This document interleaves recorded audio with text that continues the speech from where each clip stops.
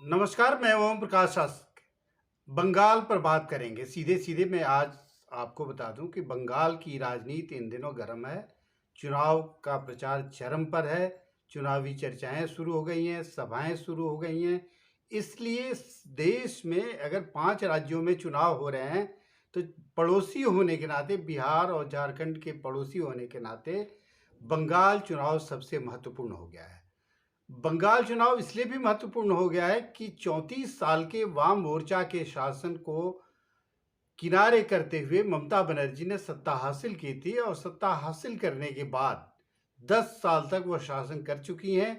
15वें साल के शासन में उनका प्रवेश हो पाता है या सत्ता हाथ से फिसल जाती है, यह सबसे बड़ी बात बंगाल में होने वाली है। इसलिए भी बड़ी बात है कि बीजेपी ने अपनी तमाम ताकत झोंक दी है बंगाल में, बल्कि दूसरे राज्यों के मुकाबले बंगाल में बीजेपी की दिलचस्पी ज़्यादा दिख रही है। 400 से ज़्यादा सभाओं की सूची तैयार की है बीजेपी ने, जिसमें प्रधानमंत्री से लेके और तमाम मंत्रालयों के वरिष्ठ और कनिष्ठ मंत्री, यहाँ तक ये सीधे सीधे कहें कि कनिष्ठ कार्यकर्ताओं से लेके वरिष्ठ नेताओं तक बीजेपी के जो होंगे वो बंगाल के चुनाव मैदान में आएंगे, चुनावी सभाएं करेंगे। पूरे बंगाल को भोजपुरी का एक शब्द है धांगना, धांग कर छोड़ेंगे, ये सीधे सीधे समझ लीजिए। तो बंगाल पर चर्चा करने के पहले हम सबसे पहले आज जिन बातों पर बात करेंगे वो पहले स्पष्ट कर दें कि हम ये जानना चाहेंगे, हम ये करना चाहेंगे, हम ये बताना चाहेंगे कि बंगाल में जो चुनाव हो रहा है वो सीधे सीधे 3 कोणों पर तो दिख रहा है, लेकिन मुख्य मुकाबला बीजेपी और ममता बनर्जी के बीच है। ममता बनर्जी तृणमूल की सुप्रीमो हैं और बीजेपी के बारे में आप जानते हैं, राष्ट्रीय पार्टी के स्तर पर उसको सब लोग जानते हैं। यह दिलचस्प बंगाल का चुनाव इसलिए भी हो गया है कि नरेंद्र मोदी और अमित शाह माने गृह मंत्री और प्रधानमंत्री देश का लगातार वहाँ दौरे कर रहा है, लगातार वहाँ सभाएं कर रहा है और ममता बनर्जी अकेले बीजेपी से तो मुकाबला कर ही रही हैं, बीजेपी से तो लड़ ही रही हैं, साथ साथ उनको एक और मोर्चे पर लड़ना है। वो सबसे बड़ा फैक्टर है जिस धर ध्यान लोगों का नहीं जा रहा है। बीजेपी से कम खतरनाक ममता बनर्जी के लिए वो कारण नहीं हो सकता है, क्योंकि मुस्लिम वोटों का ध्रुवीकरण लेफ्ट और आईएसएफ यानी इंडियन सेकुलर फ्रंट, जो बंगाल की एक स्थानीय संस्था फुरफुरा शरीफ के पीरजादा अब्बास सिद्दीकी के नेतृत्व में बनी है, उस मोर्चा के बंगाल में लेफ्ट फ्रंट के साथ और कांग्रेस के साथ चले जाने की वजह से जो पकड़ ममता बनर्जी की बीजेपी पर ये मुस्लिम मतदाताओं पर थी वो कमज़ोर पड़ती दिख रही है।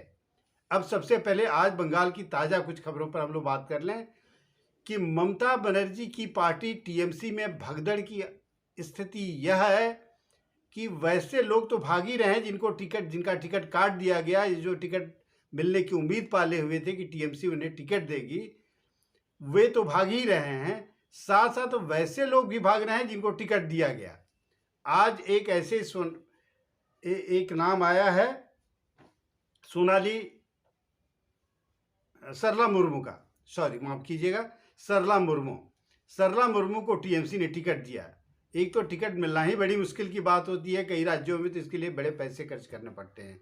खासकर सत्ताधारी दल का अगर कोई उम्मीदवार बनना चाहे तो उसे ज़्यादा पैसा खर्च करना पड़ता है, लेकिन उन्हें टिकट मिला और टिकट मिलने के बावजूद सरला मुर्मू ने पार्टी छोड़ दी और उनके बीजेपी में जाने की संभावना जताई जा रही है।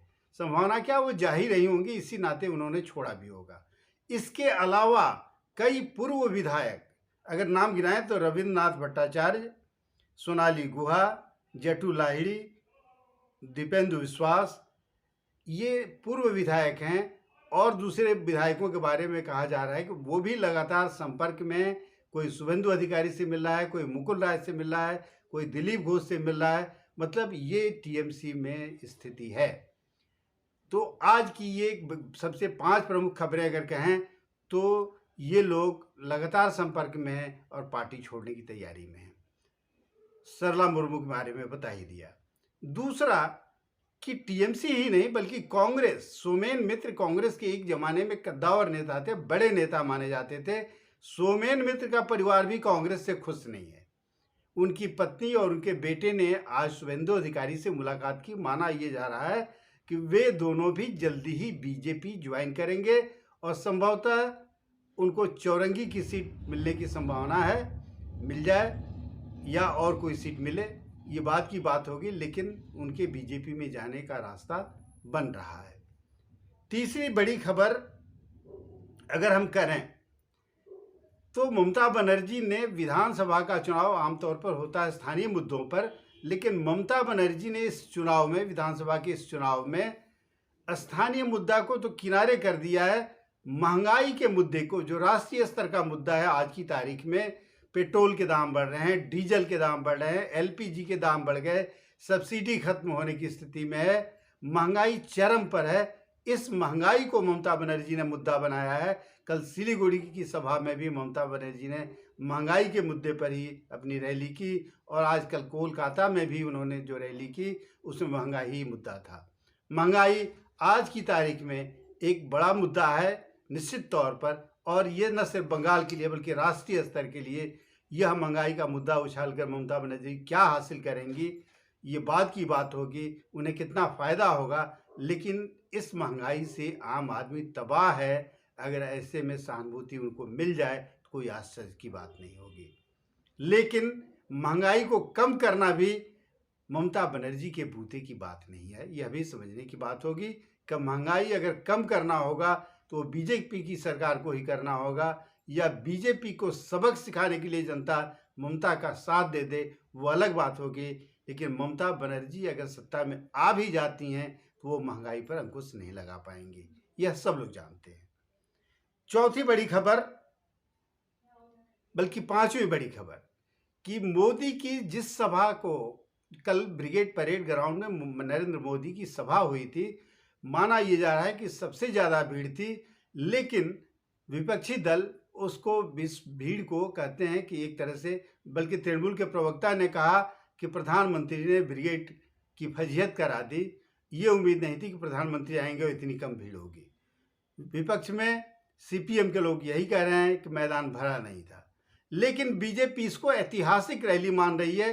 कुछ और लोगों की जानकारी और सूचनाएं भी यही हैं कि भीड़ थी, बिखरी हुई भी होगी, सड़कों पर भी थी, कुछ लोग रास्ते में रोके गए थे, ये अलग बात है। लेकिन फिर भी जो भीड़ जुटी वो अप्रत्याशित भीड़ थी प्रधानमंत्री की सभा में। लेकिन ममता बनर्जी कहती हैं कि वो बी श्रेणी की भीड़ थी, बी ग्रेड की भीड़ थी, वो ए ग्रेड की भीड़ नहीं थी। अब पता नहीं उससे ज़्यादा ए ग्रेड क्या होता है। चलिए, इन सब चीज़ों के अलावा अब हम लोग मूल मुद्दे पर आते हैं। हम आज बात करेंगे, सिर्फ दो ही मुद्दे होंगे हमारे पास, कि ममता बनर्जी की ताकत क्या है और बीजेपी की ताकत क्या है। बंगाल के चुनाव में दोनों ने अपनी ताकत अगर झोंकी है तो उन ताकत से दोनों को कितना फ़ायदा होने वाला है, हम लोगों के चर्चा के केंद्र में यही एक मुख्य बिंदु होगा। और लंबा समय नहीं, संक्षेप में इन चीज़ों को हम समझाना चाहेंगे कि ममता बनर्जी की सबसे बड़ी ताकत है कि बड़ी सादगीपूर्ण जीवन जीती हैं। आपने साड़ी और हवाई चप्पल में, सूती साड़ी और हवाई चप्पल में उनकी तस्वीरें देखी होंगी। यह तस्वीर यही नहीं, बंगाल में ही, आज ही नहीं, बल्कि वो जब संसद जाती थीं, जब संसद सदस्य थीं, जब वो रेल मंत्री थीं, तब भी वो उसी वेशभूषा में नजर आती थीं जिस वेशभूषा में आज भी दिखती हैं। यानी ममता बनर्जी की सादगी सबसे बड़ी पूंजी है, सबसे बड़ी ताकत उनकी है। ममता बनर्जी पर राजनीति में रहते हुए सीधे तौर पर कोई भ्रष्टाचार का आरोप आज तक नहीं लगा।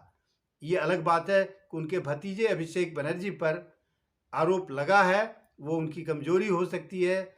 नाते रिश्तेदार ऐसा करते हैं कि जब सत्ता में अपना आदमी होता है तो उसका नाजायज लाभ लेते हैं। अभिषेक बनर्जी ने भी लाभ लिया हो, कोई आश्चर्य की बात नहीं, लेकिन सीधे तौर पर कहें तो ममता बनर्जी बिल्कुल बेदाग हैं, निजी तौर पर बेदाग हैं, व्यक्तिगत तौर पर बेदाग हैं। उन पर कोई आरोप नहीं है, भ्रष्टाचार का कोई आरोप नहीं है। दूसरा, ममता की अगर ताकत की हम लोग बात करें तो दूसरी सबसे बड़ी जो ताकत होगी कि वाम और कांग्रेस का जो शासन था, लंबे समय तक कांग्रेस का शासन रहा, 34 साल वाम दलों का शासन रहा। जिस वाम दल को 34 साल के शासन के बाद अब यह माना जा रहा था कि इसको उखाड़ पाना बड़ा मुश्किल काम होगा, वहाँ ममता बनर्जी ने संघर्ष करके, लोगों की जुबान बन करके, लोगों के हित के लिए आंदोलन करके अपनी जमीन तैयार की। अब जब आहिस्ता आहिस्ता लोगों को यह विश्वास होने लगा कि ममता बनर्जी ही वाम मोर्चा के शासन को खत्म कर सकती हैं, तब पहली बार में लगभग 2.5-3 दर्जन सीटें मिली विधानसभा में, और दूसरी बार बम्पर सीटें उनको मिली, 2 से 11 सीटों पर जो आके उन्होंने सत्ता संभाल ली। यानी 2011 में जो सत्ता परिवर्तन हुआ 2016 तक चला, 2021 तक चला आ रहा है। लेकिन गलतियां कहाँ हुई ममता बनर्जी से, साथ साथ ये भी हम बताएं। ममता बनर्जी ने सत्ता संभाली तो लोगों को एक बदलाव की उम्मीद थी, जिस चीज से उबे हुए थे वाम मोर्चा के शासन के दौरान, जो रंगदारी, जो गुंडई, जो माफियागिरी चीजें चल रही थी निचले स्तर पर। ऊपरी स्तर के किसी नेता पर इस तरह का आरोप तो नहीं था, लेकिन नीचे स्तर के नेताओं पर इस तरह के आरोप लगते थे। तो ममता बनर्जी ने उन्हीं लोगों को, वो सारे के सारे लोग रातों रात ममता बनर्जी के साथ हो गए जब सत्ता बदली तो। और ममता बनर्जी के साथ आने के बाद उन लोगों ने वही काम शुरू किया। पहले 5 साल तो वो चुप्पी साधे रहे, लेकिन दूसरे 5 साल के दौरान जब उनको इत्मीनान हो गया कि ममता बनर्जी भी उसी राह पर चलेंगी, वो तरजीह दे रही हैं, हमको वही करना है, तो जो वाम मोर्चा शासन के दौरान जनता ने झेला था, लगभग ममता बनर्जी के शासन में वही चीज़ों की पुनरावृत्ति होने लगी, वही चीज़ें होने लगी। अब धीरे धीरे लोगों का मन टूटने लगा। पहले 5 साल तक लोगों ने झेल लिया, दूसरे 5 साल में लोग इस कदर ऊब गए कि अब लोग विकल्प की तलाश में थे, विकल्प खोजने लगे कि ऐसा क्या हो सकता है, क्योंकि वाम का विकल्प तो ममता बन गई। सिंगूर और नंदीग्राम और ऐसे तमाम आंदोलनों को साथ लेकर के, तमाम आंदोलनों में कूद करके और सत्ता की दहलीज तक पहुंच गई, सत्ता हासिल भी कर ली उन्होंने। और हासिल करने के बाद ममता बनर्जी 10 साल तक बनी हुई है। तीसरी जो चीज़ थी ममता की ताकत की, मुस्लिम मोह। सत्ता में आने के बाद उनको लगा कि जो मुस्लिम वोट बैंक लगभग 30% माना जाता है बंगाल में, जो कभी कांग्रेस की पूंजी हुआ करता था, बाद के दिनों में वाम दलों की पूंजी बन गया था, उस कांग्रेस वोट को अपने पक्ष में करने के लिए मुस्लिम परस्ती का जो राग उन्होंने आलापा, इस कदर आलापा कि कई बार सीमा से वो बाहर चली गई। यानी संसद में जिन बांग्लादेशी घुसपैठियों के खिलाफ वो बोल रही थी, नाराज हो रही थी, उन्हीं के बारे में जब सर्वे की बात आई, जब गणना की बात आई, यानी एनआरसी और सीएए की बात आई, तो ममता बनर्जी ने उसका खुलकर विरोध किया, कहा कि हम अपने राज्य में लागू नहीं होने देंगे। यानी उन्होंने उस तबके को नाराज करने की कोशिश की जो इन घुसपैठियों से, खासकर अभी रोहिंग्या उसमें शामिल हो गए हैं, इनसे जो उबे हुए थे, जो डरे हुए थे कि और बड़े पैमाने पर लोग आ सकते हैं, घुसपैठ हो सकती है, उन लोगों को एक और खतरा नजर आने लगा। जिस तरह से ममता बनर्जी ने उनकी परस्ती की, उनके साथ खड़ी दिखी। अगली जो ममता की पूंजी थी कि हिंदी भाषियों पर, बंगाल में बड़े 16% के आसपास लगभग हिंदी भाषी हैं। हिंदी भाषी बंगाल में उनको कहा जाता है जो बिहार, यूपी, झारखंड या दूसरे प्रदेशों से आए हुए हिंदी बोलने वाले लोग हैं, उनको हिंदुस्तानी भी कहते हैं और हिंदी भाषी भी कहते हैं। ऐसे लोगों की संख्या 16% है, और ये 16% लगभग पूंजी को नियंत्रित करते हैं। मतलब इसमें व्यवसायी तबका भी है, मारवाड़ी तबका भी है, गुजराती तबका भी है, पंजाबी तबका भी है, और श्रम साध्य बिहार और झारखंड के मजदूर भी हैं, यूपी के मजदूर भी हैं। तो इन लोगों के लिए, इनको साधने के लिए, 16% आबादी को साधने के लिए, जिसके बारे में खुद टीएमसी के हिंदी प्रकोष्ठ के अधिकारी राजेश सिन्हा कहते हैं कि 80 सीटों पर हिंदी भाषी प्रभाव रखते हैं। विधानसभा की 80 सीटों पर उनका प्रभाव है। वो जिसके साथ होंगे उसकी जीत होगी, जिसके साथ नहीं होंगे उसकी जीत नहीं होगी। तो अगर उन्हीं की बात अगर हम मान लें तो इन 80 सीटों पर काम करने के लिए ममता बनर्जी ने हावड़ा में हिंदी विश्वविद्यालय की स्थापना की। हिंदी में प्रश्न पत्र देने की परंपरा शुरू की। जो पहले प्रश्न पत्र हिंदी में नहीं मिलते थे, मैट्रिक तक, इंटर तक की पढ़ाई जो बच्चे करते थे, वो पढ़ते तो हिंदी मीडियम से थे, लेकिन एग्जाम देने के समय में उन्हें बांग्ला या अंग्रेजी में प्रश्न पत्र मिलते थे। यहाँ तक कि कम आबादी के बावजूद नेपाली और दूसरी भाषाओं में प्रश्न पत्र मिल जाते थे। तो ये काम किया। हिंदी भाषियों के लिए उन्होंने प्रकोष्ठ बनाया, हिंदी एकेडमी का गठन किया। ये तमाम कोशिशें उन्होंने की हिंदी भाषियों की 16% आबादी को अपने पक्ष में करने के लिए। तो ये ममता की बंगाल में ताकत थी। लेकिन बीजेपी की ताकत क्या है, अब हम इस पर चर्चा करेंगे। बीजेपी की सबसे बड़ी जो ताकत बनी बंगाल में, वह यह बनी कि सीएए और एनआरसी का विरोध करके ममता ने हिंदू वोटों और मुस्लिम वोटों को पोलराइज होने का एक अवसर दे दिया। ये बीजेपी के खाते में ऐसे ही एक कामयाबी मिल गई, जिसका नतीजा ये हुआ कि 2019 में जब लोकसभा का चुनाव हुआ तो 2-3 सीटों पर सिमटने वाली पार्टी, जी 0 से 3 सीटों तक अधिकतम गई थी, वो पार्टी लोकसभा में 18 एमपी लेके आ गई। और वो जो 18 एमपी हैं, उनके प्रभाव क्षेत्र में जो विधानसभा की सीटें आती हैं लगभग 125 से ज़्यादा हैं। 126 सीटों पर उन इलाकों में बीजेपी को विधानसभा क्षेत्रों में बढ़त मिली थी।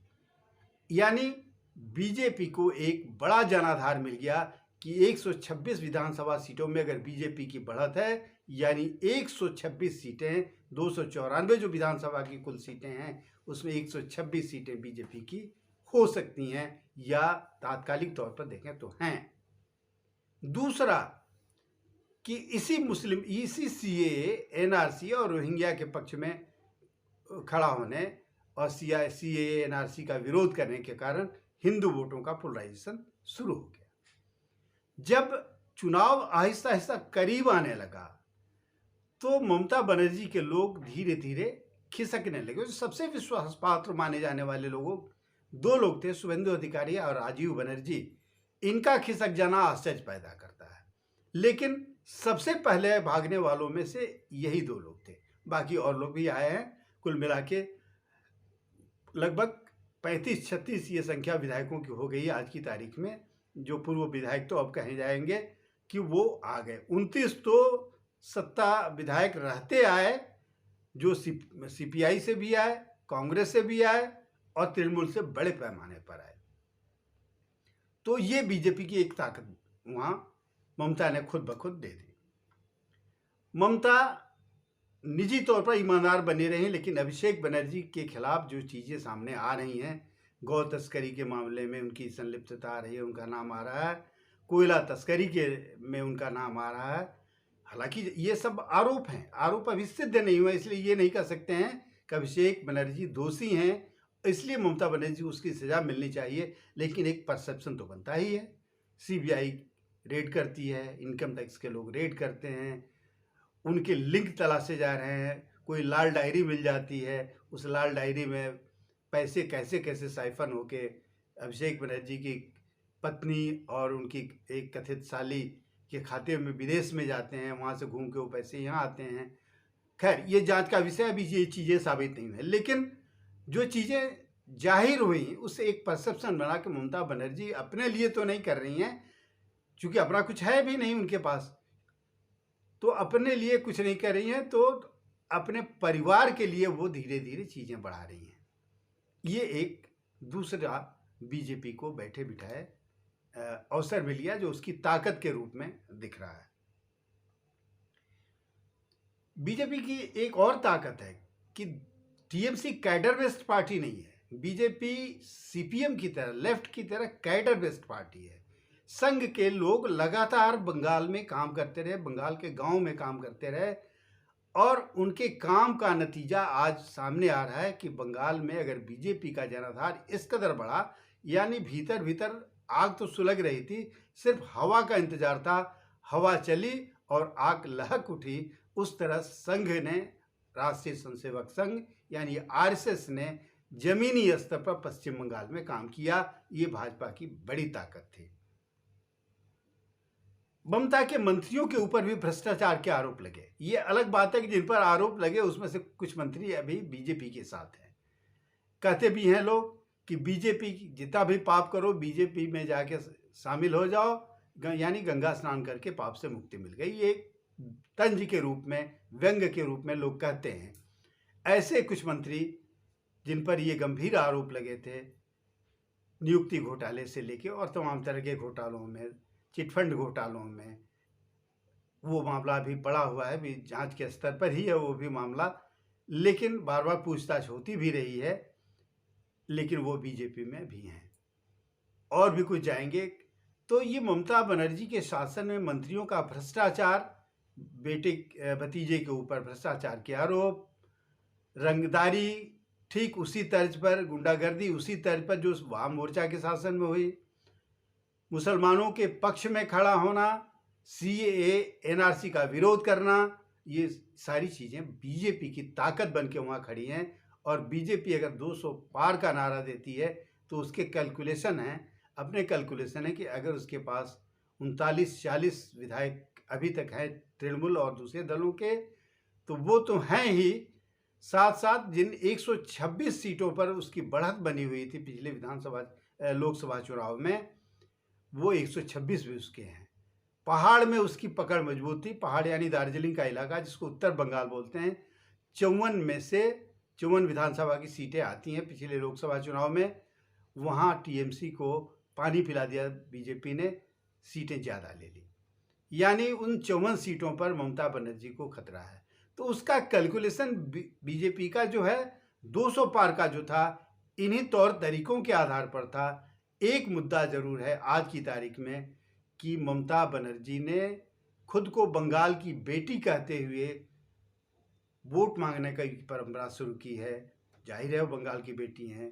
बहिरागत यानी बाहरी का सवाल जो उठाती हैं, यानी बीजेपी को वो बाहरी पार्टी मानती हैं, वो बंगाल की पार्टी नहीं मानती हैं। बीजेपी के जो बड़े नेता हैं जो आके वोट मांग रहे हैं, जो सभाएं कर रहे हैं, उनको वो बाहरी पार्टी मानती हैं, वो बंगाल का आदमी नहीं मानती हैं। ये मुद्दा उन्होंने उठाया जो इमोशनल मुद्दा है। तीसरा कि वो महंगाई का जो मुद्दा लेके चल रही हैं, महंगाई का मुद्दा कुछ असरदार हो सकता है, क्योंकि जो लोग भाजपा के भक्त भी बने हुए हैं, भाजपा के समर्थक भी हैं, वे भी महंगाई से तबाह हैं। बल्कि दूसरे राज्यों में जहां चुनाव नहीं हो रहे हैं, वहां के लोग यह भी सोच रहे हैं कि हम लोगों को भी अवसर मिले। तो जिस महंगाई के मुद्दे पर ही 2014 में बीजेपी सत्ता में आई थी, आज महंगाई का आलम जो है उसी आधार पर, उसी महंगाई के आधार पर हम बीजेपी को खारिज करेंगे। लेकिन बंगाल का चुनाव ये साबित कर देगा, या असम की कामयाबी या नाकामयाबी ये साबित करेगी।